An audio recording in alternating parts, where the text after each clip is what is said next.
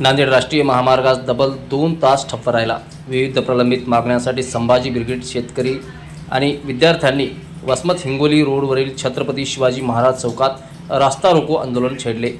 या आंदोलनामुळे महामार्गाच्या दोन्ही बाजूंना वाहनाच्या लांबच लांब रांगा लागल्या होत्या। संभाजी ब्रिगेडचे जिल्हाध्यक्ष सतीश महागावकर यांच्या नेतृत्वाखाली शेतकरी, विद्यार्थी, नागरिक व वारकरी संप्रदायातील भजनी मंडळ यांनी एकत्र येत विविध मागण्यांसाठी हिंगोली नांदेड महामार्गावर रास्ता रोको आंदोलन केले। या आंदोलनात पीक विमा मंजूर करणे, नीट पेपर फुटी प्रकरणाची निष्पक्ष चौकशी करणे, विद्यार्थ्यांवरील लाठीमार प्रकरणातील दोषीवर कारवाई करणे, गावामधील वारंवार होणारे लोड शेडिंग बंद करणे आणि शेतकऱ्यांसाठी कृषी वीज पुरवठा नियमित करण्याच्या मागण्या करण्यात आल्या। आज आषाढी एकादशी निमित्त केंद्र सरकारला धर्मेंद्र प्रधान यांचा राजीनामा देण्याची सद्बुद्धी देऊ अशी विठ्ठलाचरणी प्रार्थना करण्यात आली।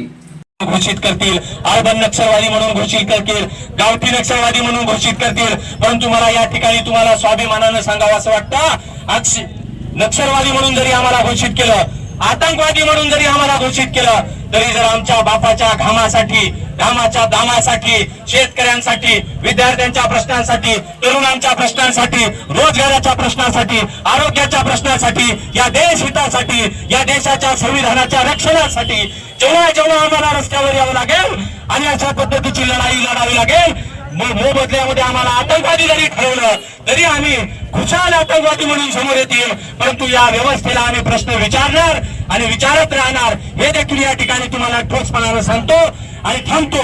धन्यवाद। जय जिजाऊ, जय शिवराय, जय भीम। आज आषाढी एकादशी आहे। शेतकऱ्यांना, कष्टकरी कामगाराला या विठुरायानं सुखात ठेवावं आणि राम मंदिरात चोरी होणाऱ्या, आमच्याच वारकरी संप्रदायाचं राम मंदिर आहे अयोध्येला, त्याच्यात चोरी करणाऱ्या सरकारचं पुन्हा या भारतामध्ये कधीच निवडून येऊ नये इतकीच मागणी करतो। बोला कुंडलिका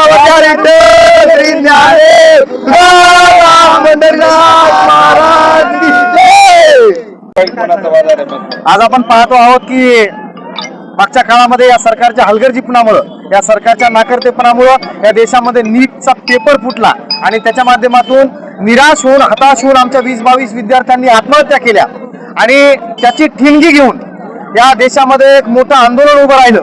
त्या आंदोलनाच्या दरम्यान आमच्या बांधवांवर, या आंदोलकांवर, या देशाचं भविष्य असणाऱ्या तरुणांवर इथल्या जुलमी सरकारनं, या हिटलरशाही सरकारनं जो लाठी हल्ला केला, ज्याच्यामध्ये आमचे लेकरबाळ रक्तबंबाळ केले, त्याच्या विरोधातला हा निषेध होता।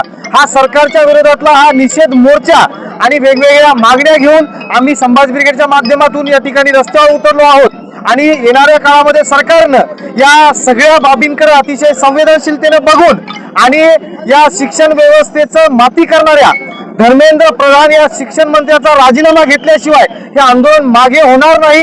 तोपर्यंत दिल्लीतलं आंदोलन थांबणार नाही आणि तोपर्यंत आम्ही सुद्धा हा रस्ता सोडणार नाहीत। आम्ही कायम रस्त्यावर असू, आमच्या बांधवांना, आमच्या विद्यार्थ्यांना पाठिंबा म्हणून आम्ही कायम रस्त्यावर राहू आणि या सरकारच्या विरोधातली लढाई निष्ठेनं प्रामाणिकपणे लढत राहू।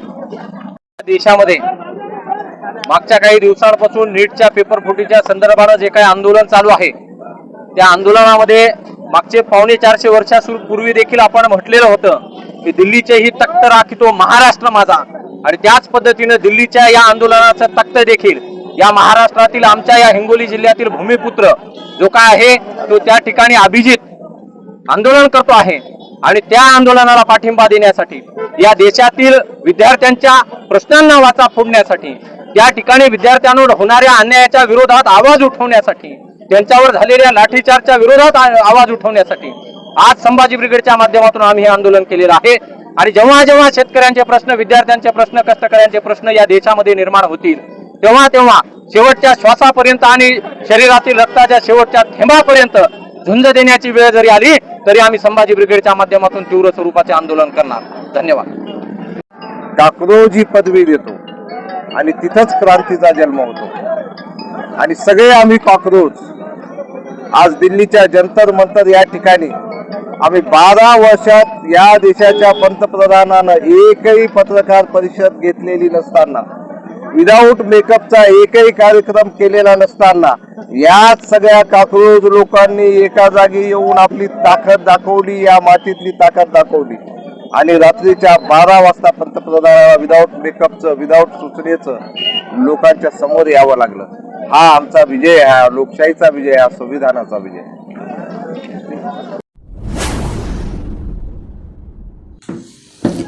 लोक परिवर्तन न्यूज लाईव्ह, लोकशाहीचा बुलंद आवाज.